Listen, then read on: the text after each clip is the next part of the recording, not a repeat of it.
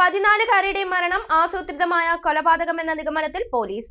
പെൺകുട്ടിക്ക് മറ്റൊരാളുമായി അടുപ്പം ഉണ്ടെന്ന സംശയമാണ് 16കാരൻ കൊലപാതകത്തിന് മുതിരാൻ കാരണമെന്നാണ് കരുതുന്നത്. ബലാത്സംഗത്തിന് ശേഷമാണ് കൊലപാതകം നടന്നത്. കരുവാരക്കുണ്ട് സ്വദേശിനിയായ 14കാരിയെ വ്യാഴാഴ്ചയാണ് കാണാതാകുന്നത്.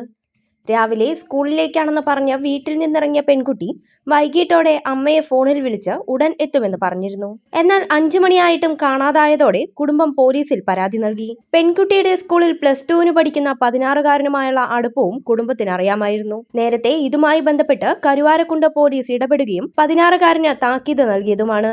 കാണാനില്ലെന്ന പരാതി 16കാരനിലേക്ക് വിരൽ ചൂണ്ടി. പെൺകുട്ടി ഉപയോഗിച്ച mobile phone location police track ചെയ്ത് അന്വേഷണം തൊടിയപ്പൂരം മേഖലയിലെത്തിച്ചു.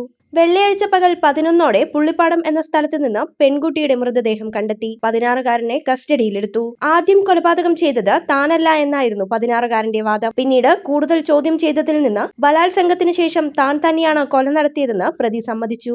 അപ്പോഴും എന്തിനു വേണ്ടിയാണ് കൊന്നത് എന്നത് സംബന്ധിച്ച് വ്യക്തതയുണ്ടായിരുന്നില്ല. പീഡന വിവരം പെൺകുട്ടി അമ്മയെ അറിയിക്കും എന്ന കാരണമാണ് 16കാരൻ ആദ്യം പറഞ്ഞതെങ്കിൽ പിന്നീട് മറ്റൊരാളുമായുള്ള അടുപ്പമാണ് കാരണമെന്നായി. ആസൂത്രിതമായ നീക്കത്തിലൂടെയാണ് പ്രതി പെൺകുട്ടിയെ സംഭവസ്ഥലത്തേക്ക് എത്തിച്ചതെന്നും പോലീസ് പറഞ്ഞു. പോസ്റ്റ്മോർട്ടത്തിന് ശേഷമാണ് മറ്റു കാര്യങ്ങൾ ലഭ്യമാകുക.